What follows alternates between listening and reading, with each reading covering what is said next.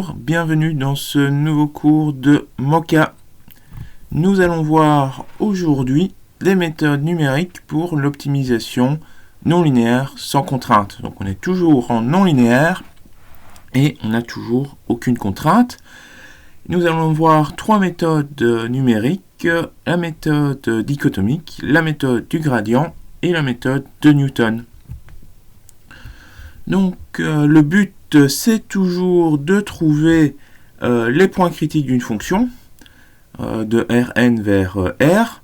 Donc une fonction, donc les points critiques, ça va être les points toujours qui annulent les dérivées partielles de la fonction.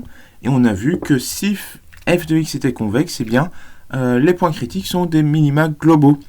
Et donc avec les méthodes numériques, en appliquant les méthodes numériques sur des fonctions convexes, eh bien, on pourra déterminer les minima globaux de fonctions à plusieurs variables. Donc ici, on a un bel exemple de fonction convexe. On voit qu'on a clairement un seul minimum global qui pourra être obtenu avec une méthode numérique puisque cette fonction est convexe. Première méthode, la méthode dichotomique. Donc la méthode dichotomique, premier exemple ici, c'est pour, ça marche bien pour les fonctions à une variable. Donc on va prendre une fonction de classe C1, donc dont la dérivée existe et est continue, sur un intervalle I, donc qui est un sous-ensemble de la droite des réels. Et on suppose donc qu'il y a un point x étoile où la dérivée f' s'annule. Donc sur un petit intervalle AB de l'intervalle I, tel que f' de A et f' de B soient de signes opposés. Donc il faut trouver ici un intervalle AB tel que f' de A et f' de B soient de signes opposés. Et donc si f' de A et f' de B sont de signes opposés, on sait qu'il y a un point situé à l'intérieur de cet intervalle AB tel que la dérivée s'annule. Donc l'idée ça va être de réduire progressivement cet intervalle jusqu'à obtenir un intervalle assez petit, donc inférieur à un epsilon donné. Une fois que l'intervalle sera assez petit, eh bien, on pourra dire que le point critique est situé donc à l'intérieur de ce petit intervalle et donc on aura uniquement une erreur epsilon sur notre point critique x étoile nommé x étoile ici. Et donc pour cela on va prendre à chaque itération le point milieu m de l'intervalle, donc qui s'obtient en faisant la somme entre a et b et en divisant cette somme par 2. Et on va tester ensuite le signe de f' de A fois f' de M. Donc si c'est nul ou proche de 0, on a trouvé un point stationnaire de f. Si c'est négatif, eh bien si c'est négatif, ça veut dire quoi?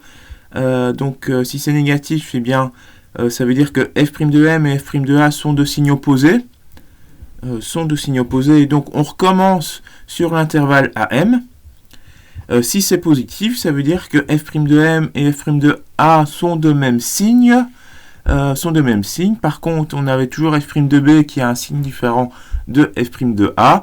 Et donc, on recommence entre M et B qui sont bien de signes opposés. Et ainsi, on réitère jusqu'à ce que l'intervalle ait une longueur inférieure à epsilon. Donc à chaque étape, le segment diminue de moitié. Donc la convergence est linéaire de vitesse 0.5. Donc ça converge, mais cela reste quand même plutôt lent. Donc voici le pseudocode. Ici pour une fonction donc, de R dans R, sans contrainte toujours. Donc on a besoin de trois paramètres. La valeur A de l'intervalle et la valeur B de l'intervalle, ainsi que la précision epsilon. Avec l'hypothèse que f' de A et f' de B sont de signes opposés, et tant que B-A Donc tant que la longueur de l'intervalle est strictement supérieure à epsilon, on fait quoi? Eh bien on prend la moitié de l'intervalle, on teste le signe. Donc si f' de a et f' de m ont des signes opposés, donc si leur produit est négatif, à ce moment-là, b devient m, et sinon c'est a qui devient m. Ok. Donc ici, b devient m, puisque ici f' de a fois f' de m ont des signes opposés, donc on prend comme nouveau b, on va prendre m. Par contre ici, ils sont de même signe, et donc on prend comme nouveau valeur de a, on prend m, et c'est b qui ne bouge pas. Donc ici une petite illustration. Donc ici grand F, c'est ici on a noté grand F, mais on peut faut voir ça comme la dérivée de la fonction. On va rechercher un point critique, donc on va chercher un point qui annule cette dérivée là. On part d'un intervalle ici A1, B1, le grand intervalle ici. On prend le point milieu de cet intervalle qui est le point B2, la valeur B2 ici. Et puis, on regarde le signe on regarde le signe entre A et M, donc entre ici A1 et B2, c'est signe opposé, donc B devient M, donc la nouvelle valeur de B qu'on va prendre, ça va être M, et donc on recommence sur cet intervalle-là, ici à gauche, on prend le point milieu qui est A2, donc on est sur A2, on teste le signe entre A1 et A2, et bien là c'est le même signe, donc on recommence maintenant entre A2 et B2. Donc on a ici cet intervalle-là. On est entre A2 et B2, on prend le point milieu, on tombe sur A3, et donc A3 et M, donc on prend le point milieu, on recommence, et au final on tombe sur une valeur, la longueur de l'intervalle se réduit, et si on est inférieur à epsilon, on peut s'arrêter, et on peut dire que notre point critique, c'est le point milieu de l'intervalle qui doit prendre une valeur proche de 0. Deuxième méthode, la méthode du gradient. Donc ici, cette méthode économique, elle marche bien uniquement pour des fonctions à une variable. Méthode du gradient, ici ça marche quel que soit le nombre de variables de la fonction. Donc c'est toujours un algorithme itératif pour trouver le minimum d'une fonction à plusieurs variables ici. Au point courant, un déplacement est effectué dans la direction opposée au gradient de manière à faire décroître la fonction. Donc quand on est sur un point d'une fonction à plusieurs variables, eh bien si on veut atteindre la pente d'intensité maximale, mais ce sera toujours, il faut prendre une direction opposée au gradient. Donc cet algorithme, il est aussi connu sous le nom d'algorithme de la plus forte pente ou algorithme de descente, puisque le gradient, c'est la pente de la fonction linéarisée au point courant, et c'est localement vraiment sur un point, c'est la plus forte pente que l'on rencontre.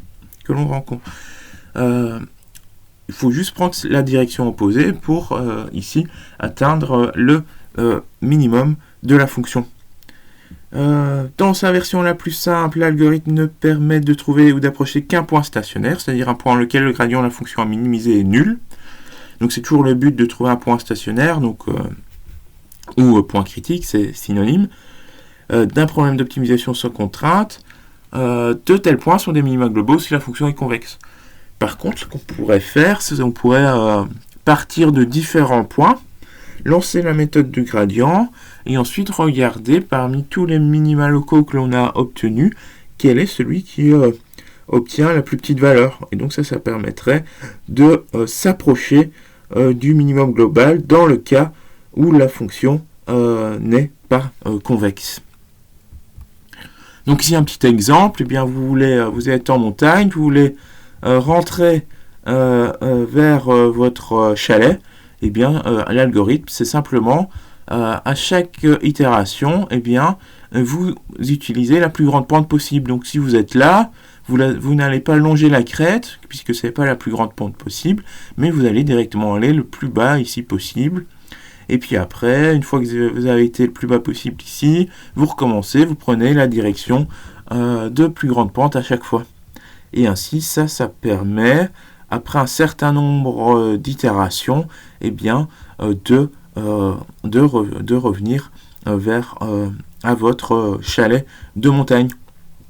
Donc ça, c'est la méthode où simplement à chaque itération, eh bien, vous prenez la direction de la plus grande pente, vous faites un certain nombre de pas selon cette direction, et puis après, vous recommencez, vous choisissez la pente de plus grande pente, et vous allez dans cette direction-là, selon pour un certain nombre de pas. Ok. Et ce qu'on peut voir, par exemple, là, ici, la direction donnée par la plus grande pente, eh bien, c'est pas toujours la direction qui minimise la longueur du trajet vers le minimum. Parce que ici, ça semble être, en prenant ici la plus grande pente, on semble un peu s'éloigner de la direction qui nous mène vers de la direction du trajet le plus court qui nous mène vers notre chalet. Mais après un certain nombre d'itérations, eh bien, on atteint toujours un minimum local. Et donc c'est le pseudocode de cette fonction. Ici, c'est la méthode du gradient à pas optimaux. Donc je vais décrire pourquoi on appelle ça la méthode du gradient à pas optimaux. Donc qu'est-ce qu'on fait avec cette méthode-là? Eh bien, on a un point de départ, donc un point qui appartient donc à Rn, qu'on appelle ici grand X 0, et toujours une valeur epsilon qui nous permet de préciser la précision avec laquelle on veut générer notre minimum local. Donc on a notre point de départ, et puis après itération 0, donc on utilise cette variable itération k pour compter les itérations. Itération k, qu'est-ce qu'on réalise? Eh bien, on va calculer la plus grande pente grâce au gradient. Donc on calcule le gradient de la fonction f, donc il faut que cette fonction f soit bien C1, il faut que son gradient existe.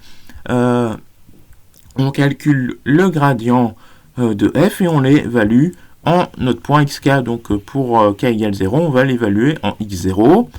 On prend l'opposé et ainsi on a la direction de descente, la valeur de la direction de descente des k ici. Si c'est inférieur à epsilon, strictement inférieur à epsilon, eh bien on s'arrête puisqu'on est sur un point critique, on est sur un point qui annule les dérivées partielles. Donc on peut s'arrêter à un epsilon près. Ensuite, il faut prendre cette direction-là, donc faire xk plus 1 est égal à xk, donc l'ancien point, plus alpha et k dk, donc dk c'est la direction, et alpha k, c'est le pas. C'est combien de pas on va réaliser dans cette direction-là. Et pour trouver ce pas-là, eh bien, il y a deux options. Soit prendre toujours le même pas, par exemple se dire on se dirige toujours d'une unité dans cette direction-là. C'est une méthode du gradient à pas constant. Mais ici, ce qu'on vous propose, c'est d'utiliser une méthode du gradient à pas optimaux, où à chaque itération, on va essayer de trouver le pas optimal. Et donc le pas optimal, c'est quoi? Eh bien, si on prend ce pas-là, donc xk plus alpha k dk, eh bien, ce qu'on veut, eh bien, c'est descendre le plus loin possible. Donc, aller le plus loin possible tant que la valeur de f diminue. Et donc ça, on peut symboliser cette recherche par le fait que l'on doit trouver le pas alpha k qui appartient à l'argmin de f de xk plus alpha dk. Donc, on cherche la valeur de alpha qui va minimiser la valeur de f en le point d'arrêt après avoir réalisé alpha pas dans la direction d. Donc, autrement dit, on cherche le minimum de cette fonction-là. On cherche la valeur de alpha qui minimise cette fonction f. Okay. Et donc, f ici, on peut donc évaluer f en ce point xk plus alpha dk, et ça donne une fonction qui dépend uniquement de alpha, puisque xk c'est un point et dk c'est une direction qui sont données, qu'on a calculées auparavant. Et donc cette fonction-là maintenant ne dépend plus que de alpha, et donc pour trouver alpha optimal, eh bien on peut dériver cette fonction par rapport à alpha, et on regarde la valeur de alpha qui annule la dérivée de cette fonction. Et ainsi ça permet de trouver le alpha optimal. Donc c'est le alpha optimal, c'est le alpha qui minimise la fonction f. C'est pas forcément le alpha qui va donner le moins d'étapes possible à la méthode, mais ça tend, c'est une bonne méthode pour trouver une bonne longueur de pas à réaliser à chaque itération. Puis après on change de point, donc xk plus 1, ça devient l'ancien xk plus alpha k dk, donc plus le nombre de pas que l'on va réaliser fois la direction, et ensuite on passe à l'itération suivante et on recommence l'itération, on recherche de nouveau la direction de plus grande pente, et puis après on regarde combien de pas on va réaliser dans cette direction-là, et puis on réactualise le point, et on s'arrête quand notre valeur de gradient ici devient strictement inférieure à notre epsilon que l'on avait défini au départ. Et donc une illustration ici, donc attention ici, j'ai représenté une fonction à deux variables, et cette fonction-là est représentée par ces courbes de niveau. Donc ici j'ai f de x égale constante, donc j'ai une courbe de niveau. J'ai une courbe de niveau, ça me permet de représenter facilement un point. Donc ici je vais prendre un point de départ, ici x1, x2 qui serait là. Donc c'est mon point de départ grand x1, ici on part de 1. Et une particularité, c'est que le gradient, il est toujours perpendiculaire, orthogonal à la tangente à la courbe de niveau. Donc si on représente le gradient, eh bien on a cette direction-là. Nous, on veut atteindre le minimum, donc on va prendre l'opposé de la direction donnée par le gradient, donc on va plutôt aller dans cette direction-là. On va dans cette direction-là, on cherche le pas optimal, on tombe sur le point x2, et on peut recommencer. Donc ici, ça veut dire quoi? Ça veut dire que dans cette direction-là, pour minimiser la fonction f, eh bien, il faut aller dans cette direction-là. En allant dans cette direction-là, il faut réaliser ce pas-là, donc cette longueur de pas. Hop, cette longueur de pas, on tombe sur x2. x2, dans cette direction-là, c'est la valeur qui minimise la fonction f dans cette direction-là. Ok. On tombe ensuite sur un nouveau point x2. On peut aussi de nouveau tracer la courbe de niveau.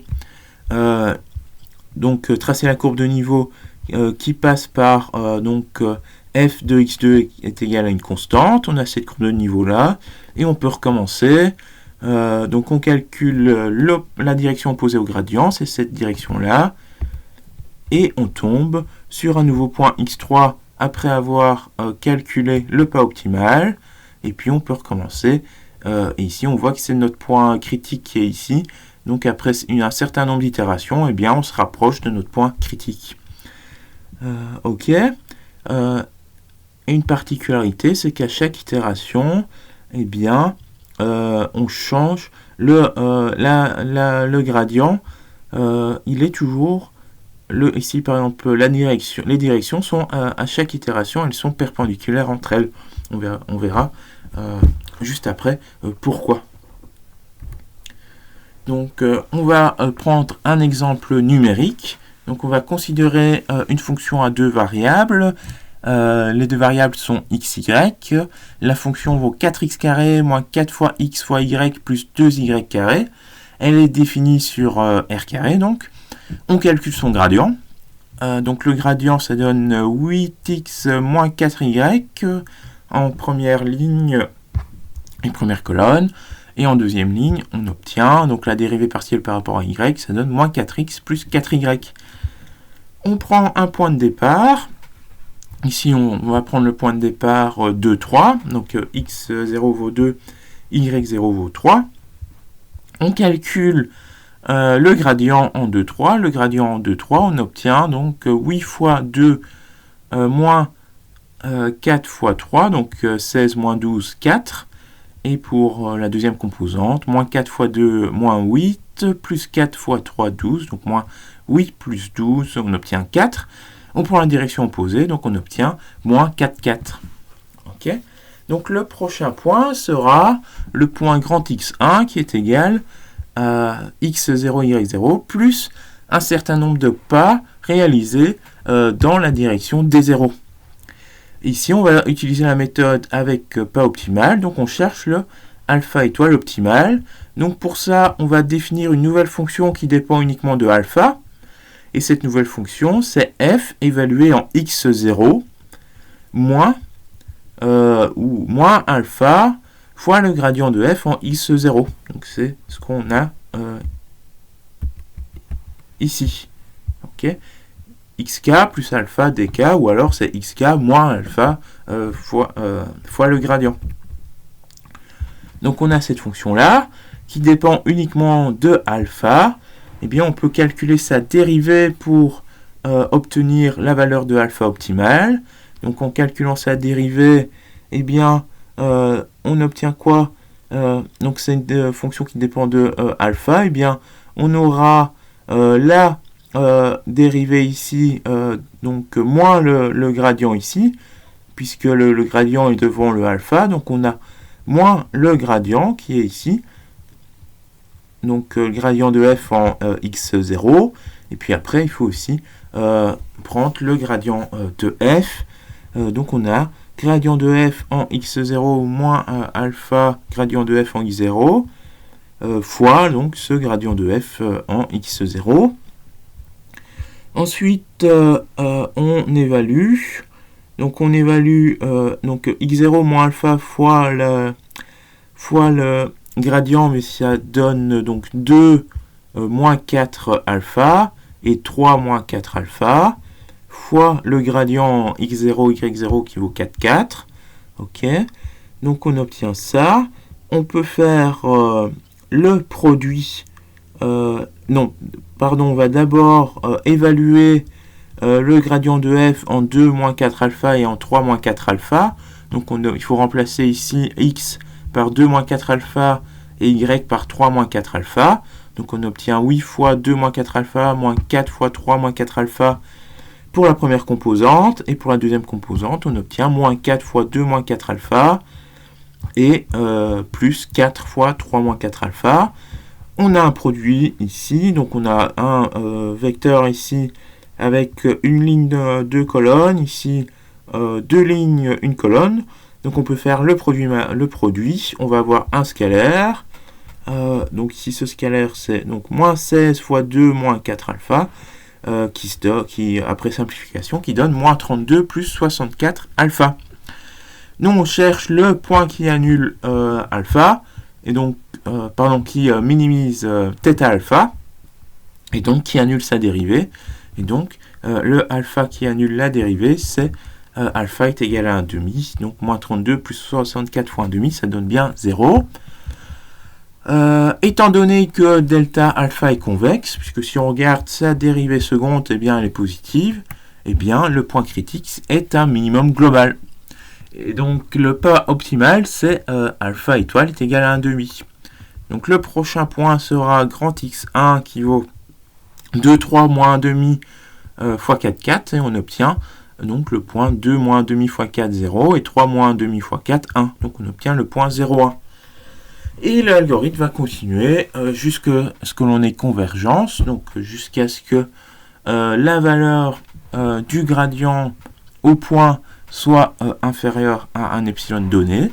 Donc là, si vous voulez faire les prochaines itérations, vous pouvez vous entraîner, puisque on vous donne le prochain point qui doit être x2 qui vaut 0,406 avec un alpha optimal qui est égal à 0,1. Il est important de noter que les directions successives trouvées par l'algorithme sont orthogonales.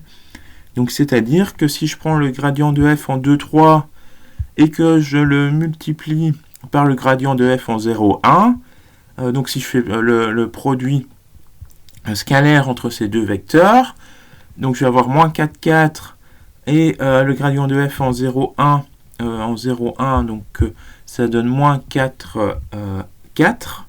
Et bien si je fais ce produit scalaire, on obtient 16, donc moins 4 fois 4, ouais, pardon, ici, il manque un moins ici, donc ça fait... il manque le moins que l'on a devant le gradient de f en 2,3. On avait vu que le gradient de f en 2,3, pardon, le gradient de f en 2,3, c'est 4,4. Donc oui, le gradient de f en 2,3, ici, il y a un moins en trop plutôt. Donc ici, il y a un moins en trop, donc ça fait moins 16 plus 16, ça donne bien 0. Si on considère qu'il n'y a pas le moins ici devant le premier moins 4. Et pourquoi ces directions sont orthogonales? Eh bien, si on regarde avec le pas optimal, qu'est-ce qu'on fait quand on cherche la valeur de alpha qui annule la dérivée? Eh bien, à chaque itération, on fait le moins delta alpha ici du point du nouveau point. Donc le nouveau point, c'est xk, yk moins alpha fois le gradient xk, yk. Donc ça, c'est de combien on a bougé par rapport à xk, yk. Et ça vient donc de ça. Hein. C'est exactement ça. Fois le gradient de f en xk, yk. Et donc, on voit que c'est ce qu'on fait pour générer le delta alpha. Et on voit que xk, yk, donc cette valeur-là, c'est en fait la valeur du nouveau point. Donc, c'est xk plus 1 moins xk plus 1, yk plus 1. Et donc, on voit que l'on fait le produit en ces deux gradients, de ces deux gradients-là, et on cherche les valeurs de alpha qui annulent ce produit scalaire entre les deux vecteurs gradients. Vecteur gradient en xk plus 1, yk plus 1, et vecteur gradient en xk, yk. Et donc, à chaque fois, on cherche simplement le xk plus 1, yk plus 1, qui fait que le gradient en xk plus 1, yk plus 1 est orthogonal au gradient du point précédent, donc du point xk, yk. Ici, c'est la représentation de la fonction là que l'on cherchait à minimiser, cette fonction-là. Donc en fait, son minimum global, elle est bien convexe, et son minimum global, c'est 0, 0. Donc après plusieurs itérations ici, on va tomber sur le point 0, 0. Et ici, c'est la représentation des itérations à partir des courbes de niveau. Donc ici, on a le point 2, 3, donc c'était notre point de départ. Donc on voit qu'on avait une hauteur d'à peu près 10, si on regarde la courbe de niveau. Donc c'est toujours une représentation à partir des courbes de niveau. On a cherché le gradient. Donc le gradient, c'est une direction orthogonale à la tangente à la courbe de niveau. Donc on voit ici que c'est bien une direction tangente, à peu près donc tangente à la courbe de niveau. Donc attention ici, mon repère, ici je ne suis pas à l'échelle, ici je suis de moins 1 à 4, ici de moins 1 à 4, mais je ne suis pas sur un carré, donc je suis sur un rectangle, donc les directions sont pas forcément, correspondent pas forcément à des angles de 90 degrés lorsqu'on a des perpendiculaires, faut faire attention à ça. Donc on va dans cette direction-là, on a cherché le pas optimal, et donc en cherchant le pas optimal, on continue, donc on descend tant que ça diminue. Tant que ça diminue, on continue à descendre. Donc on voit ici que les valeurs de courbe de niveau diminuent, ça diminue, ça diminue. Et puis après, ici, on voit qu'on a atteint la courbe de niveau évaluée en 2,16 à peu près. Et puis après, si on continuait, eh bien, on voit que l'on atteindrait une courbe de niveau de valeur supérieure. Et donc c'est pour ça que l'on s'arrête ici exactement, puisque l'on a atteint une valeur minimale de la fonction dans cette direction-là, à partir de ce point-là. Et on voit que l'on est de nouveau ici parallèle à une courbe de niveau. On est parallèle à une courbe de niveau. Et on va prendre le gradient qui est perpendiculaire à la tangente à la courbe de niveau. On prend son opposé. On va dans la direction opposée. On va dans cette direction-là. Dans cette direction-là, de nouveau, on descend le plus bas possible. Puis après, on s'arrête à un moment donné, puisque là, on va remonter. Donc on s'arrête ici. Et puis on recommence avec cette direction-là, qui est orthogonale à l'ancienne direction. Donc c'est pas tout à fait orthogonal ici, puisque comme je vous ai dit, on est sur un rectangle et pas un carré, donc les angles ne sont pas forcément respectés. Et donc après, on va dans cette direction-là, et puis on ira à peu près par là, et ainsi de suite. Et au final, on voit que l'on va se rapprocher du point 0, 0, qui est le minimum global de cette fonction. Remarque pour la méthode du gradient, comme à chaque fois on prend des directions orthogonales à la direction précédente, eh bien cette méthode-là peut prendre un nombre considérable d'itérations avant de converger vers un point critique. On a ce qu'on appelle une avancée en zigzag. Donc on avait bien vu ici aussi, on avance en zigzag vers notre point de valeur minimale. Donc ça marche bien pour trouver des minima, mais ça peut être un peu lent. Donc pour pallier ce problème-là, il y a d'autres méthodes du gradient, notamment la méthode du gradient conjugué, qui permet de trouver des directions un peu meilleures à chaque itération, de manière de converger un peu plus rapidement vers les optima. Dernière méthode numérique que nous allons voir aujourd'hui, c'est la méthode de Newton. Donc la méthode de Newton, on va d'abord la voir pour une fonction à une variable. Donc on va considérer maintenant une fonction f de classe C2, donc il faut que la dérivée première et la dérivée seconde existent et soient continues, définie sur un intervalle i. On suppose qu'on connaît analytiquement les dérivées f' et f seconde. On va toujours partir d'un point x0 dans l'intervalle. Et de nouveau, le principe de la méthode, c'est de construire une suite de points qui vont converger vers un point stationnaire x étoile, c'est-à-dire vérifiant l'équation f' de x étoile est égale à 0. Donc toujours dans le cas d'une fonction à minimiser, si le point xk est le point obtenu à l'étape k, on va approximer f' par l'équation de sa tangente. Donc on a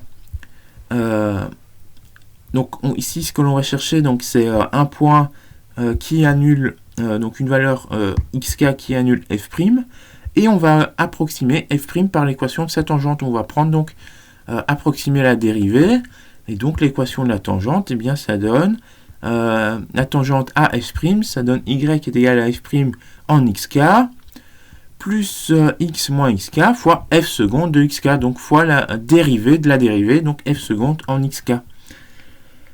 Et puis après, on va prendre le prochain point xk plus 1 comme l'intersection de cette droite avec l'axe des abscisses, donc c'est-à-dire en y0. Donc si on prend y est égal à 0, quel est le point xk plus 1 comment on l'obtient? Mais en y est égal à 0, on n'a que x.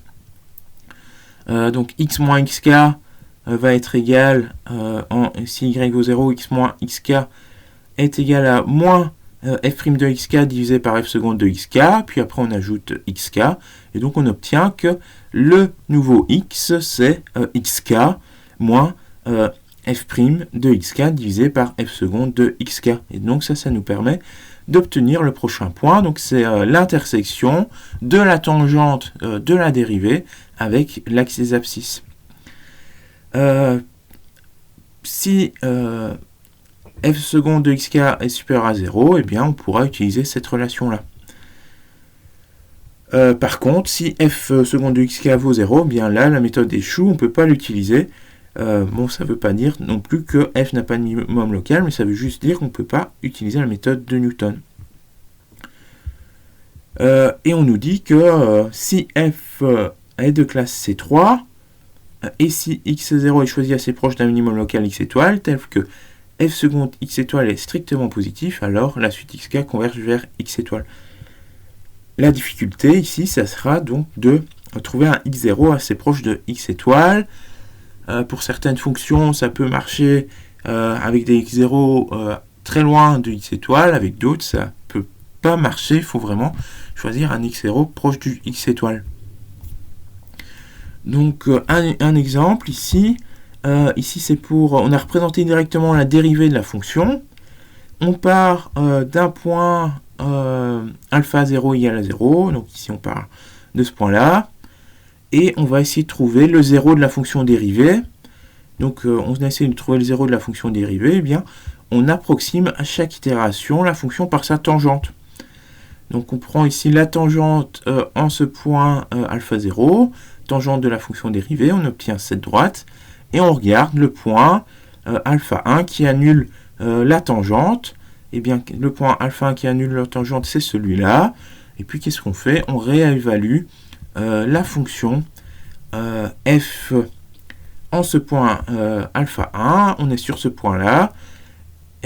On prend de nouveau la tangente, on passe donc, on arrive au point alpha 2, on réévalue f en alpha 2, on obtient ce point-là, on calcule la tangente en ce point-là, et on regarde le point qui annule la tangente, on obtient alpha 3, et ainsi de suite, et on voit que rapidement, on va tendre, on va converger vers le minimum on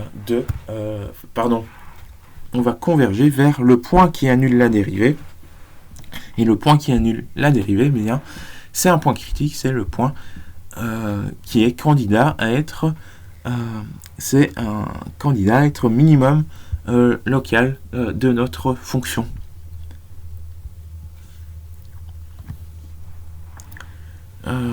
Donc, le suite de points alpha partant de alpha 0 égale 0 converge vers le 0 de la fonction dérivée. Ce point est un point stationnaire pour la fonction f, et comme f' passe de positif à négatif ici, eh bien, c'est bien un minimum local. Par contre, la convergence globale est non garantie. Par exemple, si on considère cette fonction g, qu'on calcule sa dérivée, on obtient 2 alpha fois exponentielle de moins alpha carré. Bien, si on regarde cette fonction-là, si on part de alpha 0 égale 1, le point donc, qui annule cette fonction-là, c'est alpha est égal à 0, et bien, cette dérivée-là, si on la fait partir de alpha 0 égale 1, et bien, on va calculer la tangente ici, hop, et on regarde le point qui annule cette tangente, c'est alpha 1, et de nouveau, on prend la tangente, on tombe sur alpha 2, on voit que l'on s'éloigne à chaque fois de la fonction.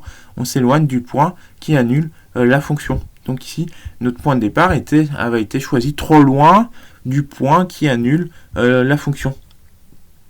Donc ici, on aurait un nombre d'itérations infini, on n'atteindrait jamais une valeur qui annule notre fonction.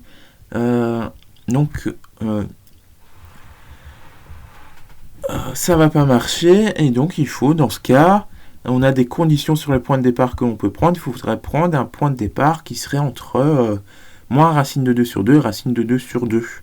Si on ne fait pas ça, eh bien, on part du mauvais côté de la fonction sans jamais atteindre un point qui annule la fonction. Donc, la convergence de la méthode de Newton n'est ainsi pas garantie. Il faut sélectionner auparavant un alpha 0 qui soit suffisamment proche de l'optimum recherché. On peut utiliser pour cela, on pourrait initialiser la méthode avec une méthode dichotomique, ou essayer d'évaluer la fonction en plusieurs points, essayer de prendre un point dont la valeur de la dérivée serait déjà proche de 0. En pratique, pour des fonctions analytiques pour lesquelles le coût de calcul de f secondaire rapide, la méthode de Newton converge rapidement.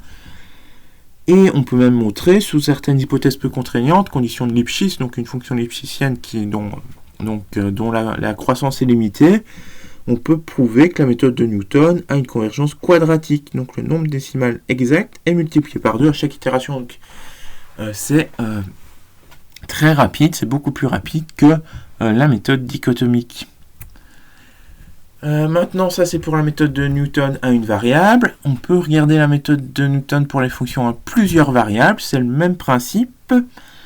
On part toujours d'un point et on va passer à un autre point. Cet autre point, c'est un point qui annule la tangente au point.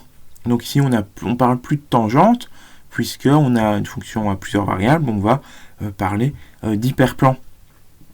Donc l'idée, c'est d'approximer la fonction par son développement de Taylor d'ordre 2 au point xk. Donc on est sur un point xk, on évalue son développement de Taylor d'ordre 2, donc développement de Taylor, ça donne une nouvelle fonction ici qui dépend de x qu'on appelle q. On prend d'abord l'évaluation de f en xk, puis on ajoute x moins xk fois le gradient de f en xk, puis après 1 demi fois le produit de x moins xk fois la hessienne de f en xk multiplié encore par x moins xk. Donc ça c'est le développement de Taylor d'ordre 2 au point xk. Si on avait un ordre 3, il faudrait ajouter les dérivés troisième, etc. Mais ici on se limitera à l'ordre 2. Donc ça donne une bonne approximation de notre fonction autour du point xk. On calcule le gradient de q de x. Donc le gradient de q de x, ça donne... donc si c'est une constante, ça ne dépend pas de x. Donc ici, on va juste avoir... on a x ici, donc on va avoir le gradient de f en xk. Et puis ici, on va avoir 2 fois le gradient de f en xk multiplié par 1 demi fois x moins xk, puisque les x moins xk ici sont carrés. Et donc on obtient la hessienne de f en xk multiplié par x moins xk. Et on fait la même chose que tout à l'heure, on choisit le point xk plus 1 qui minimise, qx, qui minimise ici cette fonction. Et pour cela, par condition nécessaire, on cherche xk plus 1 qui annule la dérivée. Et la dérivée ici qui est symbolisée par le gradient de q en x, par q fonction ici de x. Et donc, ce point qui annule le gradient, eh bien, il faut trouver le point x qui annule. Et donc, on met toute cette équation, on dit qu'elle est donc égale à 0. Et il faut trouver le point x, ici, qui annule cette fonction. Et donc... le point x qui annule cette fonction, on va l'appeler x grand K plus 1, ça va être le prochain point de la méthode de Newton. Et donc pour trouver ce prochain xk plus 1, on a besoin de résoudre cette équation. Et pour résoudre cette équation, eh bien xk il est connu, c'était le point précédent. Le gradient de f en xk, c'est connu, puisqu'on connaît le gradient de f. On connaît la hessienne de f, puisqu'on supposait que la fonction était... on supposait une fonction de classe C3. Donc, la hessienne de f existe bien. On évalue la hessienne de f en xk, donc tout ça est connu. On voit que ce qui nous reste, c'est simplement xk plus 1. C'est la seule inconnue de cette équation-là. Et donc on peut résoudre cette équation. Juste attention ici, le gradient de f, eh bien c'est un vecteur colonne. La hessienne de f ici c'est une matrice n fois n, et donc c'est pas une équation, une seule équation. Eh bien on a n équations avec n inconnus. Donc les n inconnus ce sont les n composantes du point. Et on peut donc tenter de résoudre ce système de n équations à n inconnus pour retrouver la nouvelle valeur du point xk plus 1. De nouveau, on peut montrer que si x0 est suffisamment proche d'un minimum local x étoile dans lequel la hessienne de f en x étoile est définie positive, alors la méthode converge vers x étoile. Donc si on a une partie convexe ici de la fonction, donc on aurait la matrice hessienne de f x étoile est définie positive, et bien si x0 est assez proche de notre minimum local, et bien on va converger vers ce minimum local. Critère d'arrêt, eh bien on s'arrête comme quand deux valeurs, quand la distance euclidienne entre de la différence entre deux points consécutifs est inférieure à epsilon, eh bien on peut s'arrêter. Ça veut dire que on commence à converger.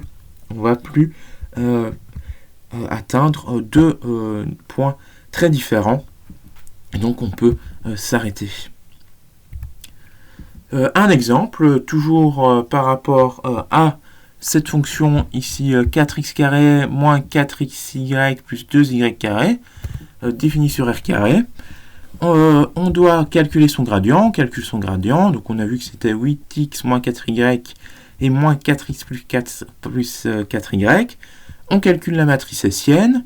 Donc la matrice hessienne ici, pour le premier terme, donc c'est la dérivée ici par rapport à x, on obtient 8. Ici c'est la dérivée de ce terme-là par rapport à y, on obtient 4. Puis après ici sur la diagonale, ici on obtient donc dérivée ici par rapport à y c'est moins 4, ou dérivée ici par rapport à x c'est moins 4. Donc on obtient cette matrice hessienne. Le point de départ, on va toujours prendre le point 2, 3, et on cherche x1 tel que qui vérifie cette équation-là. Donc l'équation qui était donnée auparavant, donc cette équation ici. On remplace le k ici par 0, donc on obtient gradient de f en x0 plus hessienne de f en x0 fois x1 moins x0 qui vaut 0. Et ça nous donne quoi ici? Eh bien, on évalue le gradient de f en x0. Gradient de f en x0, ça donne donc 8 fois 2 moins 4 fois 3, donc 16 moins 12. Pour le deuxième terme, moins 4 fois 2 moins 8 plus 12, donc ici. Donc on a 4, ici ça donne 4, et ici ça donne 4 aussi. Ok. Plus la hessienne qu'on évalue en x0, ben la hessienne ici elle ne dépend pas, c'est une constante, donc ça ne dépend pas de x0, donc on réécrit la hessienne, fois x1 moins x0, et bien x1 moins x0, et bien x1 c'est nos inconnus, donc on a x1 moins 2 et y1 moins 3. On peut faire le produit ensuite matriciel, donc entre cette matrice et ce vecteur-là, et après avoir réalisé ce produit-là, on obtient deux équations avec deux inconnus, donc une équation pour chaque ligne. Les deux inconnus, x1 et y1, et bien là c'est un système que l'on peut résoudre facilement. On voit que ces deux équations linéaires qui doivent valoir 0, et donc il n'y a pas de terme indépendant ici, et donc le seul valeur qui annule ces deux qui sont solutions de ce système-là, ça va être les x1 qui vaut 0 et y1 qui vaut 0. Et donc on a une seule solution unique, x1, qui est ici directement, on trouve en une seule itération le minimum global de cette fonction. On peut s'arrêter, c'est pas nécessaire de... On pourrait réaliser une nouvelle itération, et bien on tomberait de nouveau sur le point 0, 0. Donc on aurait atteint une précision inférieure à epsilon. Et est-ce que c'est bien un minimum global? Eh bien pour ça, on peut regarder si la matrice hessienne ici est bien définie positive. Si on regarde, ça fait 8 fois 4 moins 16 pour le déterminant, c'est positif. Le premier terme ici est positif, et donc c'est bien une matrice définie positive, quel que soit sur le point sur lequel on est, puisque ça ne dépend pas ici de x et de y.